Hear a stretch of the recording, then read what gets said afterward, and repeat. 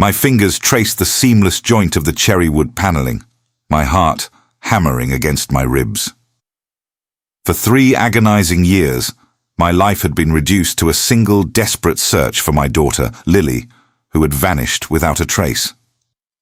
That search is what brought me here, taking a maintenance job at the sprawling estate of my billionaire employer, Richard Vance.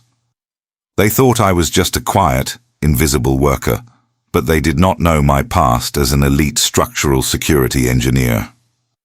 I knew every joint, every load-bearing column, and every potential blind spot in this mansion. And right now, in the deepest corner of Vance's soundproofed study, my analytical mind detected a microscopic discrepancy in the wall's alignment. It was a variance of less than 2 millimeters, an imperfection that no ordinary builder would ever leave. With my breath catching in my throat, I slid my hand along the underside of the heavy oak molding, searching for the trigger. My fingers brushed against a cold, recessed metallic notch, a hidden hydraulic latch. I pressed it. With a faint, nearly silent hiss of escaping air, the massive bookcase began to slide backward, pivoting on a concealed hinge. A wave of cool, filtered air rushed past my face, carrying a scent that made my knees instantly go weak. It was vanilla and lavender, the exact perfume Lily used to wear. I stepped forward into the dim, recessed light of a luxury subterranean panic suite. And there, sitting on a plush couch, looking pale but alive, was my beautiful daughter. A raw sob rose from the depths of my chest, and I opened my mouth to scream her name. But before a single sound could escape my lips, Lily lunged forward with a speed born of pure terror. She threw her body against mine, her small, trembling hands slamming over my mouth to silence me. Her eyes, once so bright, were wide with a profound, paralyzing fear that shattered my soul. She pressed her face close to mine, her breath hot against my cheek, and whispered the words that will haunt me for the rest of my days. "Dad, don't tell him," she gasped, her voice a fragile, desperate thread. "If he knows you found me, he will kill you." The weight of her words paralyzed me, but my tactical training kicked in a millisecond later as a heavy, rhythmic thud echoed from the corridor outside. Footsteps. Richard Vance was returning to his study. My mind raced, weighing the choices. If I grabbed her and ran, the estate's security grid would lock us down. If I stayed, we would both die here. With tears burning my eyes, I made the most agonizing decision of my life. I had to leave her.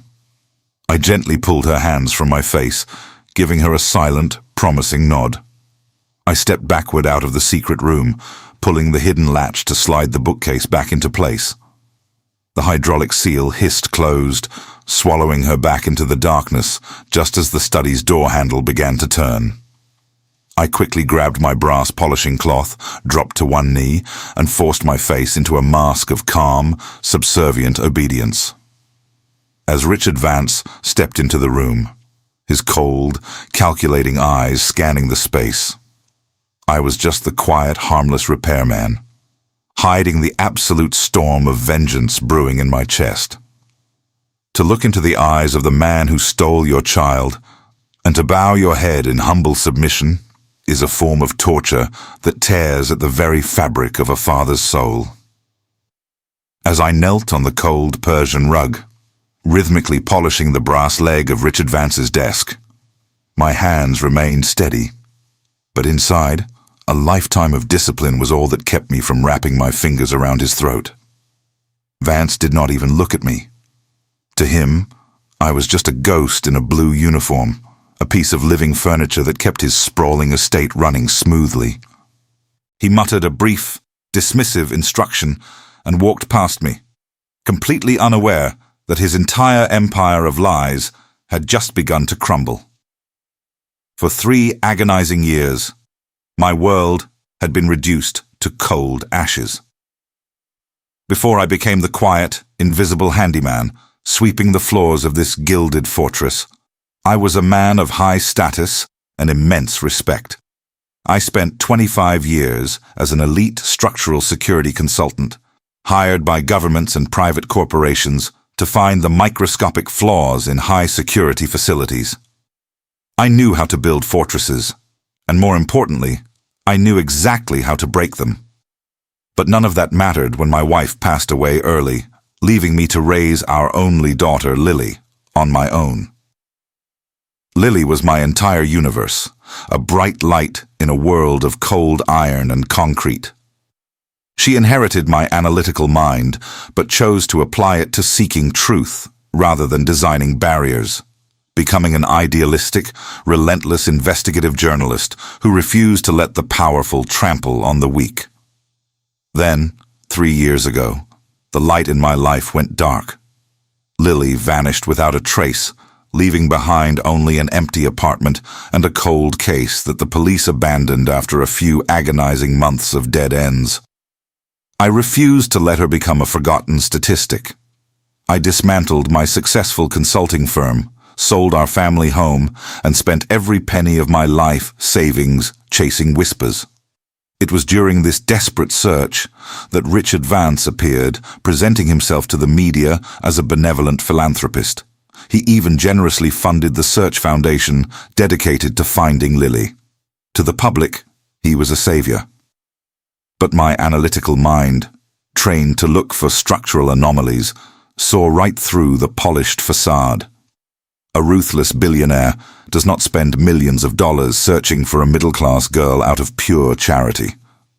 There was an imbalance in the equation, a hidden motive buried beneath his philanthropic mask. I knew that if I confronted him directly, I would be crushed by his legal teams and private security. So, I played the long game. I systematically erased my professional identity, fabricated a modest resume, and waited for an opening in his household staff. I became the humble, quiet servant, a man seemingly so broken by grief that he was grateful for a low-wage maintenance job. For 18 months, I cleaned Vance's floors, repaired his security cameras, and observed the wolf in his own den.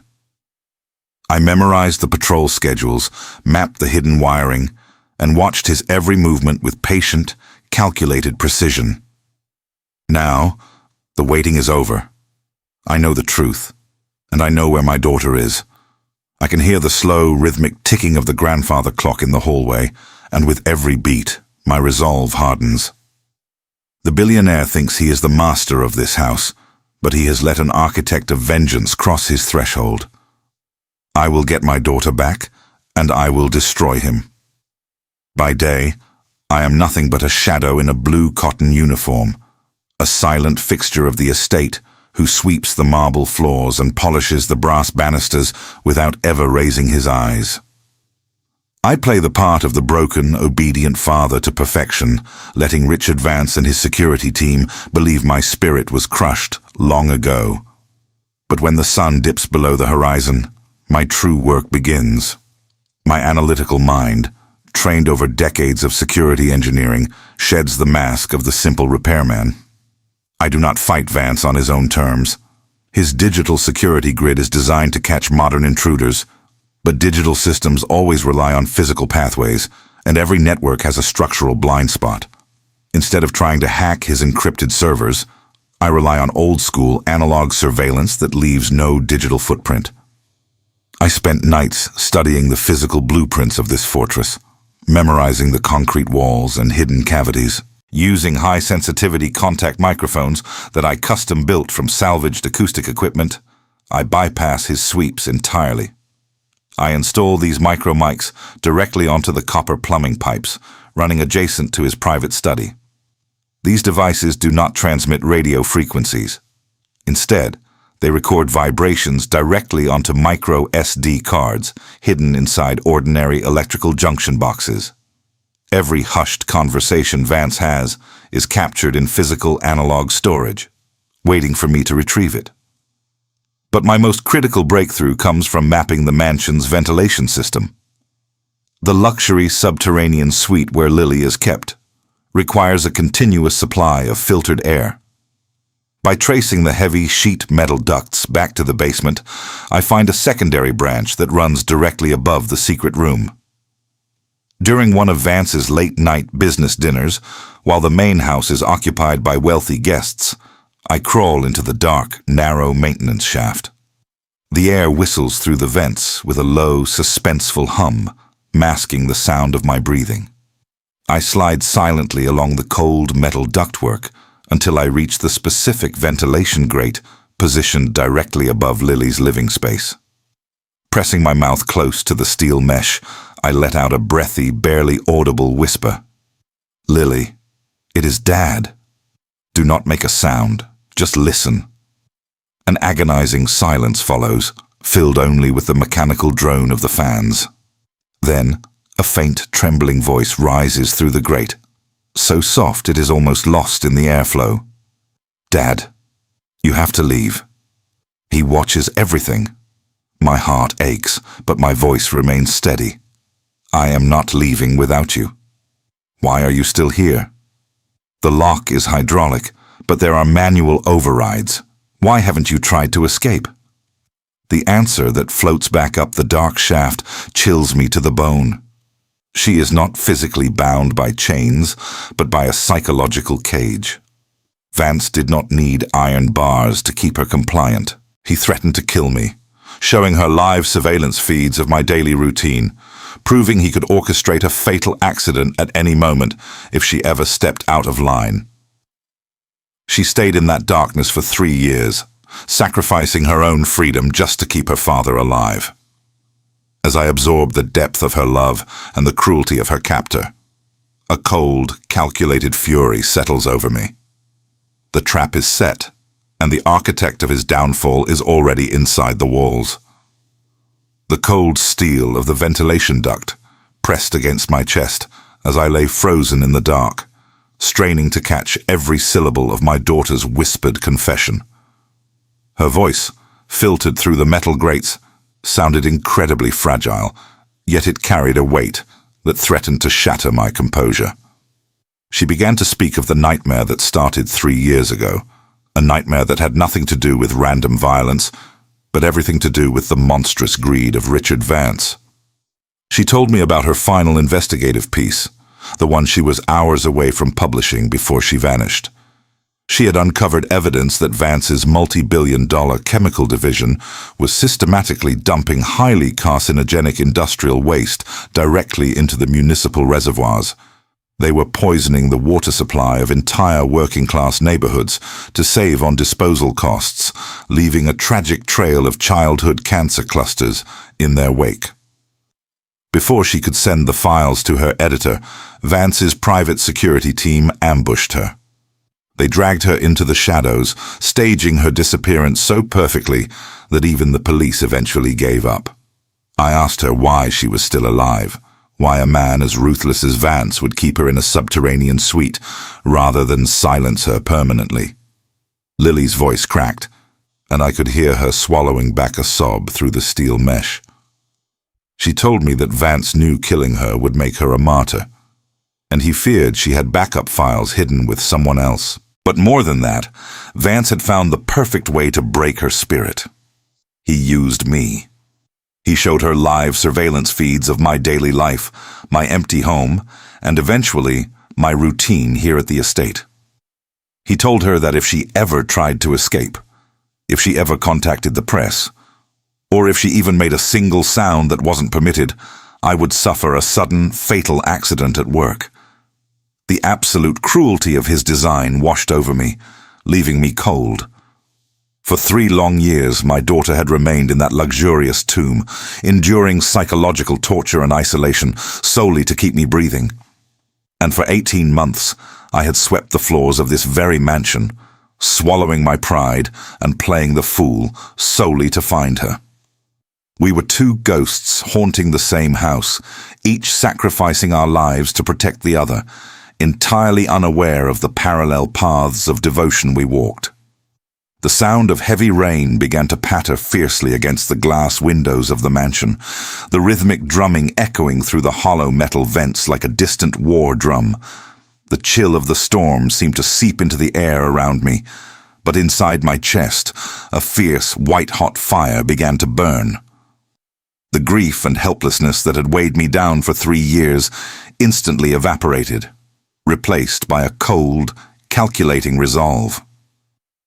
Richard Vance thought he had engineered the perfect cage, built on leverage and fear, but he did not realize that the father he threatened was no longer just a grieving parent. I was an engineer of structures, and I had just found the critical flaw in his foundation. I whispered back into the dark grate, promising my daughter that her captivity was about to end, and that the man who stole her youth would soon watch his entire empire crumble to dust. Running away was never an option. To slip into the night like thieves, carrying only our lives and leaving Richard Vance to enjoy his poisoned throne, would not be a victory. It would be a life sentence of looking over our shoulders. I am not a fugitive, and my daughter is not a piece of contraband to be smuggled out in the dark. I am an engineer, and when an engineer finds a structural defect as rotten as Richard Vance, he does not patch the drywall. He demolishes the entire foundation. Vance thinks his wealth makes him untouchable, but every empire has a critical load-bearing pillar. If you strike it with enough precision, the entire ceiling collapses under its own weight.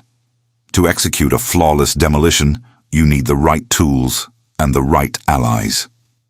In my previous life as an elite security consultant, I crossed paths with individuals who possessed an unyielding hunger for justice. One of them was Evelyn Carter, a relentless federal prosecutor who had spent the last 4 years trying to nail Vance for corporate corruption. She had the ambition, but she lacked the hard, irrefutable evidence to pierce through his army of high-priced lawyers. When I contacted her through a secure, untraceable analog payphone, her voice carried a mixture of shock and immediate focus. She told me she had been waiting for a crack in Vance's armor. I promised her I would deliver the hammer to shatter it. My first move required absolute surgical precision. Vance's private terminal in his study was protected by a military-grade digital firewall, but digital walls are useless against physical intrusion. Over 3 nights of meticulous assembly in my small maintenance workshop, I built a custom hardware keylogger. It was a microscopic chip, small enough to be concealed inside the USB housing of a standard keyboard cable. During my morning routine of dusting the study, while the grandfather clock in the corner filled the silence with its heavy, rhythmic ticking, I slid under his mahogany desk. With practiced, steady hands, I intercepted the keyboard connection, planting the device. When Vance typed his master decryption keys later that afternoon, my chip silently recorded every single keystroke. The keylogger did its job flawlessly. Within 48 hours, I retrieved the device and extracted the administrative credentials. I now had access to the Holy Grail, the encrypted environmental logs detailing the toxic waste dumping, and the private network feeds showing Lily's subterranean suite. The paper trail was complete, containing irrefutable proof of both corporate ecocide and kidnapping.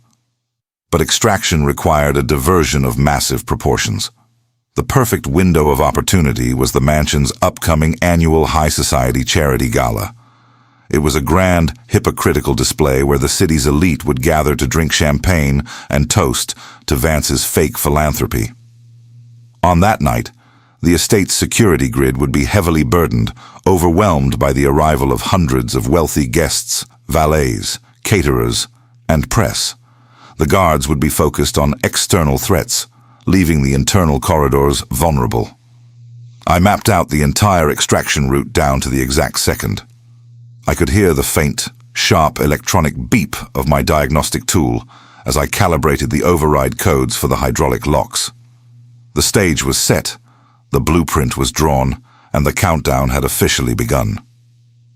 Richard Vance stood on the grand stage of his ballroom, his voice dripping with practiced warmth as he spoke to the city's wealthiest elites about the sanctity of protecting vulnerable children. I stood in the shadows of the server corridor, my hand resting on the cold steel of the master override switch, feeling a profound calm settle over me. For 3 years, This man had kept my daughter locked in a subterranean tomb while pretending to be a savior. And tonight, his performance was finally coming to an end. The heavy bass of the ballroom sound system vibrated through the concrete walls, but all I could hear was the steady, rhythmic countdown in my own mind. Every calculation and analog wire I had tapped was about to converge into a single, devastating strike. I slipped my custom hardware key into the main terminal, my fingers moving with clinical precision.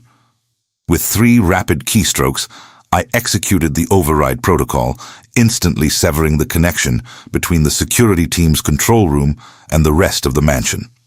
The heavy steel security doors of their monitoring hub hissed shut, locking the entire armed guard force inside their own high-tech cage. They would watch their screens go black, completely powerless to intervene as their digital empire collapsed from the inside out. I bypassed the main grid, leaving only the pre-calculated blind spots active along my planned extraction route. The fortress was now entirely mine. I moved swiftly through the shadowed corridors, arriving at the hidden bookcase in Vance's private study. I pressed the recessed metallic notch, and the heavy cherry wood slid back with a soft sigh of releasing pressure. Lily stood there, her eyes wide with terror and sudden hope as I reached out my hand. I did not speak. I simply pulled her into a tight embrace, letting her feel the unshakable resolve in my chest. I whispered that the nightmare was over and guided her out of the secret room, navigating the dark, unmonitored hallways I had memorized over 18 months of observation. But we were not heading for the gates just yet. Instead of fleeing, I led her to the media booth overlooking the grand ballroom. I plugged my decrypted drive into the master projector console, routing the environmental ecocide logs, the corporate blackmail files, and a live high-definition camera feed of Lily directly onto the massive screens behind the stage. Vance was in the middle of a hypocritical crescendo when the screen suddenly flickered, replacing his presentation with the cold, irrefutable evidence of his monstrous crimes. The collective gasp of hundreds of politicians and journalists cut through the music.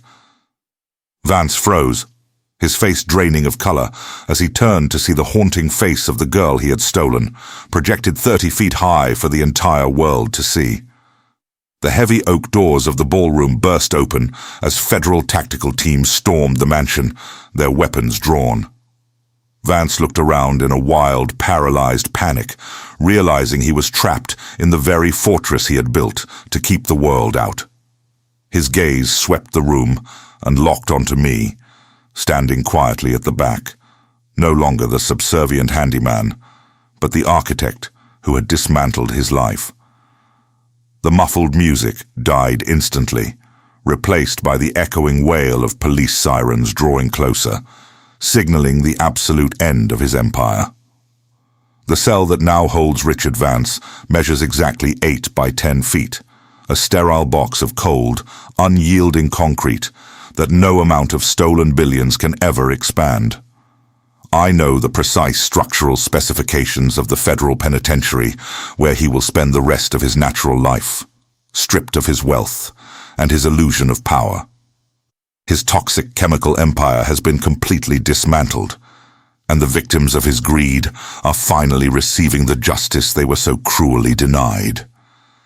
But as I sit here on the wooden steps of this quiet cabin, nestled deep within the whispering pines, I realize that the grandest demolition I ever designed was not the destruction of a corrupt billionaire. It was the rebuilding of my daughter's sanctuary. The air out here does not smell of filtered ventilation or the stagnant dampness of a subterranean panic room. It smells of damp earth, pine needles, and the clean, crisp promise of a new morning. In my years as a security engineer, I believe safety was manufactured with reinforced steel and deadbolts. I thought you could build a fortress strong enough to keep out the evils of the world. I was wrong. The grandest mansions can become the most suffocating prisons.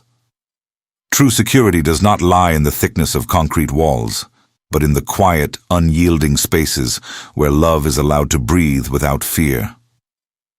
Lily sits beside me, wrapped in a thick wool blanket, that matches the warmth of the rising sun.